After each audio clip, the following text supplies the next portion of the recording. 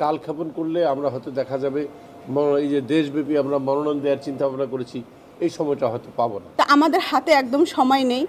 That's why আমরা আজকে সচিব মহোদয়ের সাথে সাক্ষাৎ করতে এসেছি এবং তিনি আমাদেরকে আশ্বস্ত করেছেন যত সম্ভব দ্রুত তারা এই বিষয়টি সমাধান করে দিবেন। বাংলাদেশ আমজনগণ পার্টির প্রজ্ঞাপন জারি হয়েছে। এই পার্টিসহ আরও দুটি নতুন রাজনৈতিক দলকে প্রজ্ঞাপন জারি করা হয়েছে, সেটি আপনারা দেখতে পেয়েছেন। কিন্তু এর মধ্যে যেটি দুঃখের বিষয়, আমাদের কিছু রাজনৈতিক বন্ধুরা রয়েছেন যারা রাজনৈতিক ষড়যন্ত্র এবং হিংসাপরায়ণ হয়ে তারা আমাদেরকে নিয়ে নানা ধরনের প্রোপাগান্ডা ছড়িয়েছে যে আমরা নাকি 2 কোটি টাকার বিনিময়ে নির্বাচন কমিশনারের কাছ থেকে নাকি আমরা নিবন্ধন নিয়েছি। তো আমরা তাদেরকে বলতে চাচ্ছি যে এইরকম একটি সরকারি দপ্তরকে ইঙ্গিত করে এরকম হেয় প্রতিপন্নভাবে কথা বলা একজন সচিবকে বা একজন উপকমিশনারকে বা কমিশনারকে নিয়ে কিংবা একজন রাজনৈতিক সহযোদ্ধাকে নিয়ে এই ধরনের কথা বলা তীব্র নিন্দা জানাচ্ছি।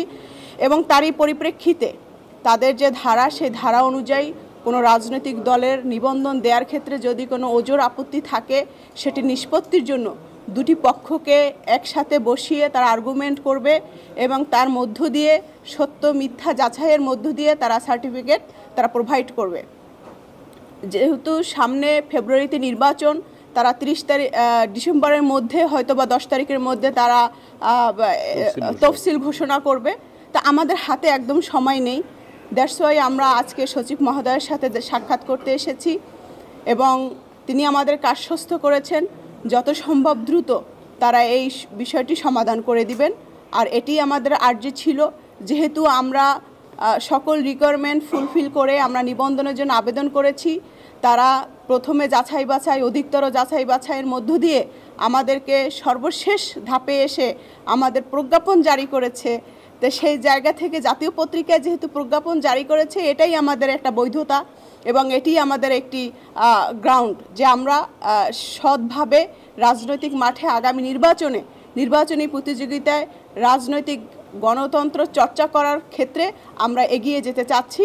তার সুবিধার্থে এবং কালক্ষেপণ যেন না করেন, যত সম্ভব দ্রুত যেন আমাদের এই যে ওজোর আপত্তি পড়েছে, সেই নিছক ছেলে মানুষই যে ওজোর আপত্তি সেটি নিষ্পত্তি করবে বলেই আমরা আশা রাখছি।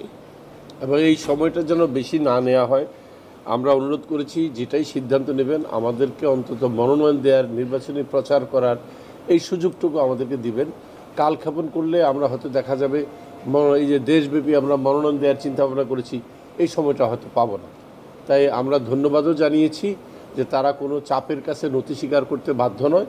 যেটা সত্য, যেটা আইনগত, যেটা বিধি অনুযায়ী সেটাই ওনারা করবেন, এই ব্যাপারে ওনারা আমাদেরকে আশ্বস্ত করেছেন।